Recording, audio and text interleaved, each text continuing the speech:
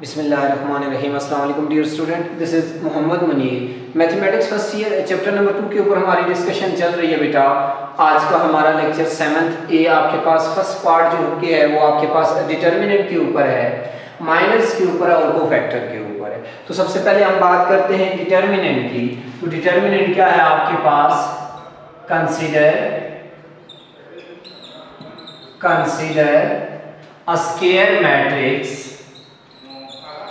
a square matrix of order n। हमने एक square matrix ले लिया ऑर्डर n का, that is A is equal to A11 A12 A1n A21 A22 A2n। Similarly आपके पास चूंकि ऑर्डर n का है, इट्स मीन आपके पास इसमें n रोज आ रही है और कॉलम भी आपके पास n ही आएंगे। an1 an2 ann। तो square matrix of order n आपने ले लिया। अब हमने बात करनी है डिटर्मिनेंट के ऊपर। किसी भी मैट्रिक्स के डिटर्मिनेंट को आपके पास जो उसकी नोटेशन है वो ये। अब देखिए बेटा, अब आपके पास ये जो स्क्वायर मैट्रिक्स है ये डिटर्मिनेंट फॉर्म में A11 A12 up to A1n A21 A22 up to A2n, ये आपके पास स्ट्रेट लाइन से इसको रिप्रेजेंट किया जाता है डिटर्मिनेंट फॉर्म में n1 n2। आपके पास लास्ट एंट्री आ जाएगी ann। तो बेटा आपके पास किसी भी स्क्वायर मैट्रिक्स में हम जब डिटर्मिनेंट की बात करते हैं तो बेटा आपके पास keep in the mind square matrix का हम डिटर्मिनेंट मालूम कर सकते हैं। ये आपके पास इसके तमाम एलिमेंट्स आ गए और ये स्ट्रेट लाइन के अंदर आपके पास बंद किए जाते हैं डिटर्मिनेंट फॉर्म में। तो बेटा दूसरा पॉइंट आपके माइंड में होना चाहिए, हम किसी भी मैट्रिक्स की आपके पास ये पोजीशन आ जाए उसके बाद हम उसकी इवोल्यूशन करते हैं, यानी डिटर्मिनेंट आपके पास किसी मैट्रिक्स का फर्दर हम कैसे फाइंड करते हैं। तो आपके पास मैं इसके ऊपर बात कर लेता हूं। टू एक्सपेंड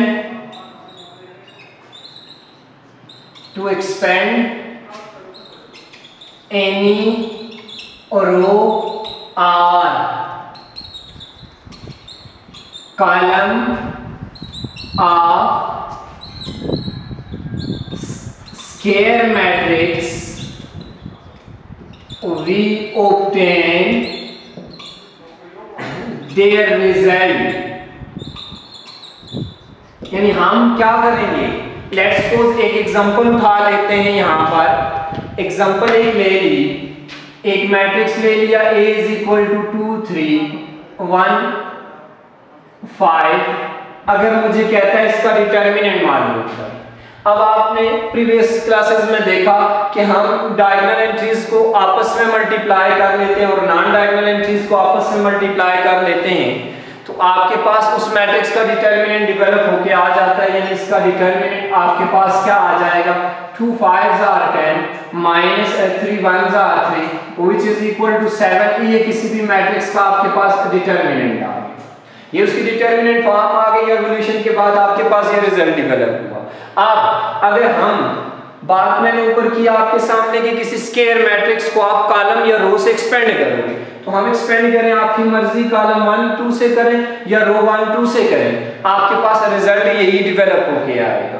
अब मैं इसको एक्सपेंड कर लेता हूं, expanding bye R1। Let's suppose इसको मैं R1 से एक्सपेंड करता हूं। तो बेटा आपके पास ये देखिए R1 आ गई आपके पास, इसका पहला एलिमेंट आपके पास है जी 2 है। मैं एक्सपेंड कर रहा हूं, पहला एलिमेंट 2 आ गया। बेटा आपके पास जिस रो या कॉलम से एक्सपेंड करोगे हर एलिमेंट के साथ आपके पास -1 फार्मूले का है और इसकी पावर आपके पास बन जाती है i प्लस j। यानी i आपके पास यहां मैं बता देता हूं, i आपके पास रिप्रेजेंट कर रहा है जी और रोज को, उस रो के नंबर को, कौन सी रो है, और जे आपके पास उस कॉलम को रिप्रेजेंट कर रहा है कि कौन सा कॉलम है। अब यहां देखें, मैंने जब एक्सपेंड की तो बेटा आपके पास ये फर्स्ट रो आ गई और ये फर्स्ट कॉलम आ गया। तो देखिए क्या बन गया आपके पास 1 + 1। अब आपने क्या करना है, फर्स्ट रो और फर्स्ट कॉलम को ड्रॉप कर देना है। फर्स्ट रो और फर्स्ट कॉलम को ड्रॉप करने के बाद आपके पास बच गया जी 5। अब देखिए आपके पास बीच में आपके पास प्लस का साइन आएगा। नेक्स्ट आपके पास इसका दूसरा एलिमेंट क्या है, 3 है। अब साथ देखें फार्मूले का -1 आएगा। जब भी आप R1 C1 जिससे भी एक्सपेंड करोगे तो आपके पास हर एलिमेंट के साथ -1 ये फार्मूले का लाजमी आएगा और ये जिस रो में है प्लस जिस कॉलम में इसकी पावर में आ जाएगा। 3 कौन सी रो में है जी, फर्स्ट रो में है। कौन से कॉलम में है जी, सेकंड कॉलम में है। तो फर्स्ट रो और सेकंड कॉलम अगर आप ड्रॉप करें तो देखिए बेटा क्या बच रहा है आपके पास 1 बच रहा है। तो देखें 2 5s are 10 -3 that is equal to 7। ये आपके सामने मैंने 2/2 मैट्रिक्स का डिटरमिनेंट फाइंड किया और आप दूसरा प्रोसेस भी देख लिया। Difference between product of diagonal entries and non diagonal entries is called आपके पास डिटरमिनेंट ऑफ एनी मैट्रिक्स। तो बेटा आपके पास उसका रिजल्ट भी आपने देख लिया, वही आया और एक्सपेंडिंग के प्रोसेस से भी वही आया। ये जो एक्सपेंडिंग का प्रोसेस है बेटा आपके पास कि आप हायर ऑर्डर्स पे करोगे, यहाँ आप डायरेक्ट इस मेथड से इसको सॉल्व कर सकते हैं। अब दूसरी जो चीज आ जाती है वो बेटा आपके पास है जी माइनस। अब माइनस क्या होते हैं, किसी भी आपके पास स्क्वायर मैट्रिक्स में हम माइनस के ऊपर बात करते हैं।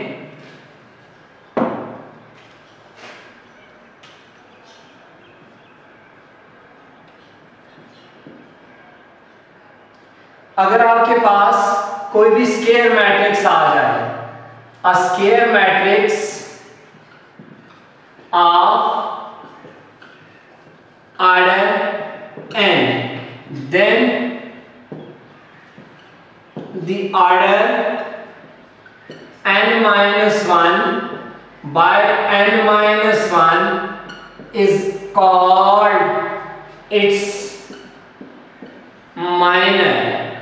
आपके पास कोई भी स्क्वायर मैट्रिक्स ऑर्डर n का आ रहा है, उसमें से एक रो और एक कॉलम अगर आप डिलीट कर दें, रिप्लेस कर दें, तो आपके पास उसका उसमें एक रो भी कम हो जाएगी और एक कॉलम में भी कम हो जाएगा।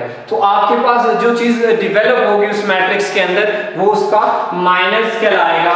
It's denoted by Mij।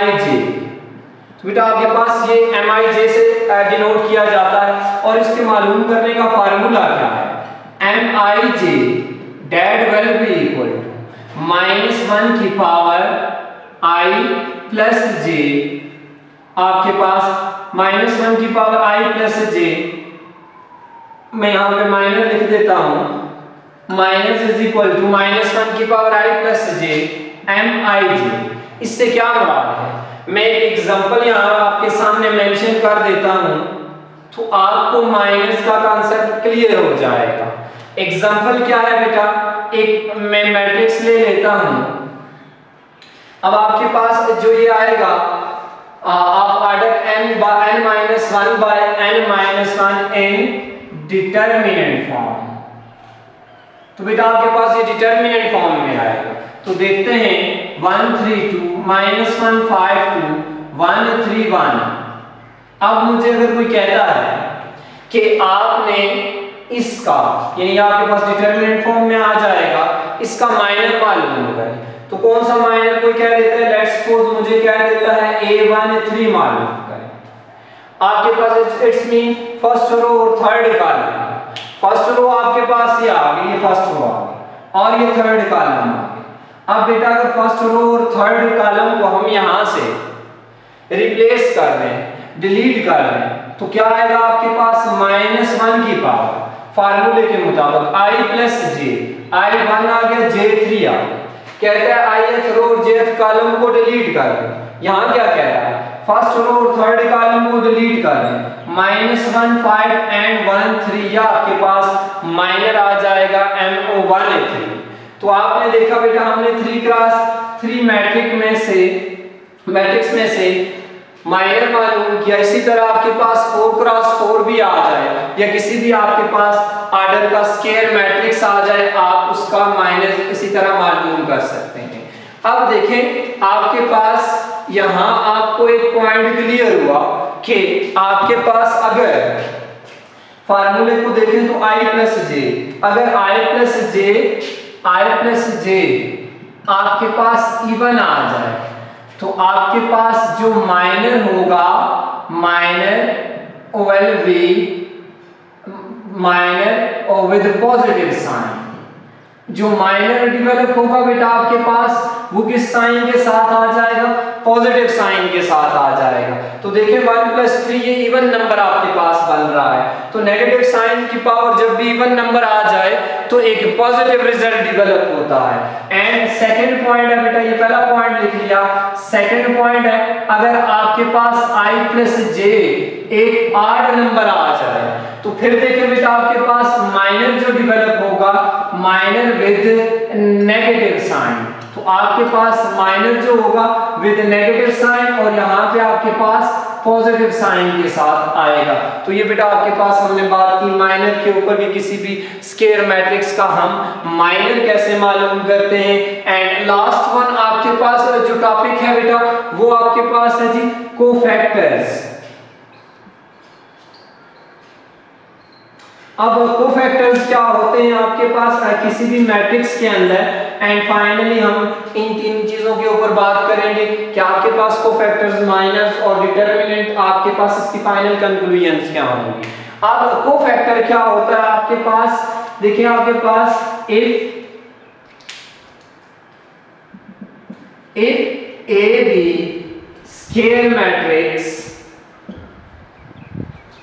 same square matrix as then आपके पास its cofactor will be, आपके पास इस मैट्रिक्स से कोफैक्टर आ जाएंगे aij। किसी भी आपके पास मैट्रिक्स के कोफैक्टर को किससे रिप्रेजेंट किया जाता है जी, aij। अब आपके पास देखिए यहाँ पे क्या आ जाएगा जी, aij -1 की पावर आपके पास जी i + j mij। अब आप लेट्स सपोज यहाँ पे कोफैक्टर कोई भी मालूम करना चाहते हैं, इसी एग्जांपल के अंदर मैं कोफैक्टर मालूम करता हूँ।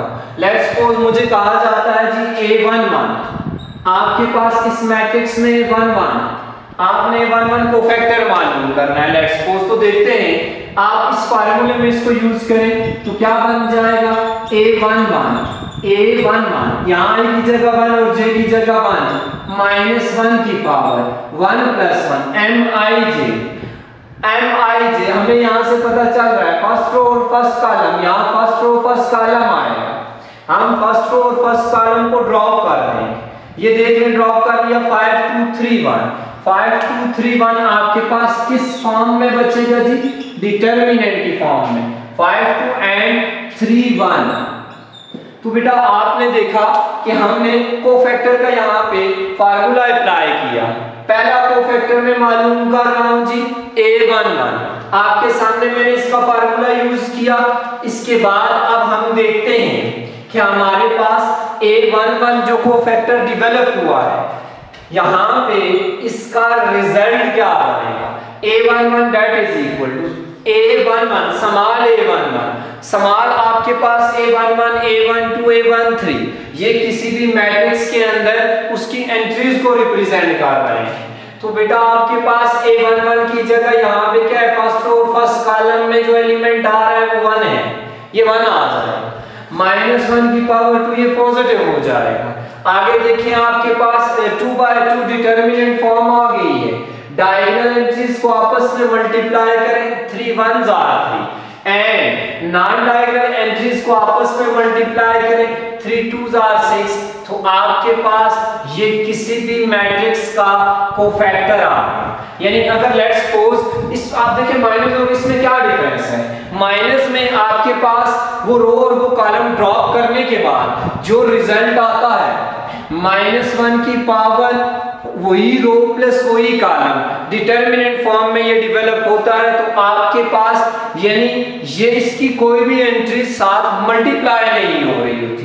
जबकि आपके पास कोफैक्टर के अंदर आप देखें यानी first row first column A11 आ रहा है, तो बेटा A11 आपके पास इसमें जो एलिमेंट है वो माइनस के साथ मल्टीप्लाई हो रहा होता है, तो यानी आपके पास उस एलिमेंट की और माइनस के साथ जो प्रोडक्ट है वो आपके पास यहाँ पे कोफैक्टर डेवलप करता है। अब देखिए बेटा आपके पास हमने स्टार्ट में बात की जी डिटर्मिनेंट के हवाले से, तो डिटर्मिनेंट को देखें। लेट्स सपोज मैं एक मैट्रिक्स उठा लेता हूं, आपके पास ये एक मैट्रिक्स आ गया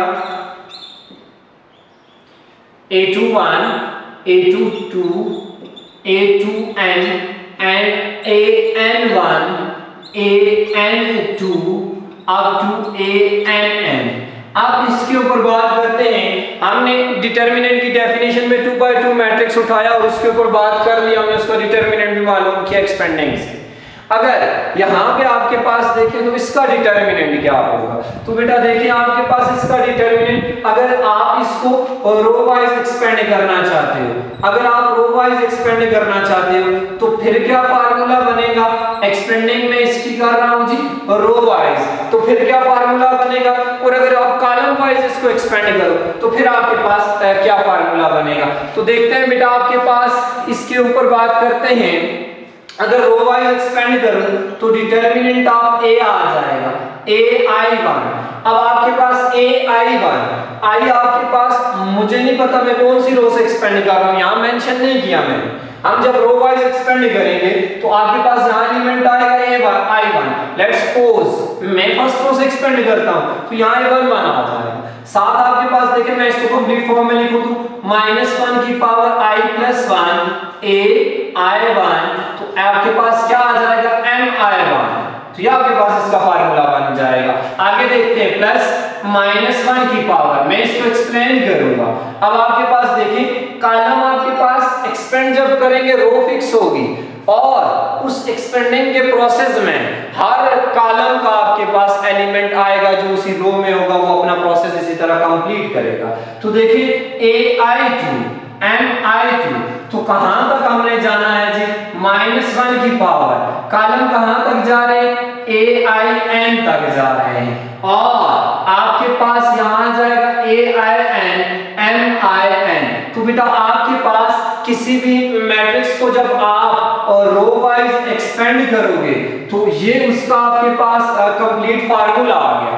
मैं इसको एक क्वेश्चन की मदद से एक्सप्लेन भी करता हूं। और अगर आप कॉलम वाइज एक्सपेंड करो, हम कॉलम वाइज अगर बात करें, कॉलम वाइज एक्सपेंड करो तो आपके पास फिर क्या आ जाएगा, इसका डिटर्मिनेंट बेटा बनेगा -1 की पावर I + j। अब j आपके पास कोई भी कॉलम है और रो सारी इंक्लूड होंगी A1j सॉरी M1j प्लस -1 की पावर, आपके पास रो चेंज हो जाएगी 2 + j, A आपके पास 2j, M आपके पास 2j प्लस सो ऑन, यहाँ पे -1 की पावर, ये देखें n row and jth column, जो कॉलम फिक्स किया हुआ है हमने, तो M आप ANJ, M आपके पास NJ, तो ये आपके पास उसका फार्मूला डेवलप हो जाएगा। कॉलम वाइज कोई भी कॉलम आप फिक्स करें, यहाँ A जो आपके पास आ रहे हैं, A आपके पास I1 AI2 ये सारी आपके पास इसकी क्या है जी एंट्रीज है। देखते हैं एक मैट्रिक्स उठा के 2 3 1 4 5 2 and 1 3 1, मैं इसको अगर रो वाइज एक्सपेंड करूं तो इसका डिटर्मिनेंट क्या आ जाएगा -1 की पावर, पहली रो का पहला एलिमेंट 2 है तो first row first column drop कर दोगे, ड्रॉप करने के बाद तो ये बच जाएगा प्लस, आगे फिर देखें -1 की पावर और रो 1 का नेक्स्ट एलिमेंट थर्ड है, फर्स्ट रो में आ रहा है, सेकंड कॉलम में आ रहा है, 4 2 1 1 एंड लास्ट वन -1 की पावर 1 + 3। तो फर्स्ट रो और थर्ड कॉलम को ड्रॉप कर दोगे 4 5 एंड 1 3 और आपके पास इसको आप जब एक्सपेंड करोगे 2/2 मैट्रिक्स का डिटरमिनेंट आपको मालूम करना आता है, रिजल्ट आ जाएगा। कोई भी प्रॉब्लम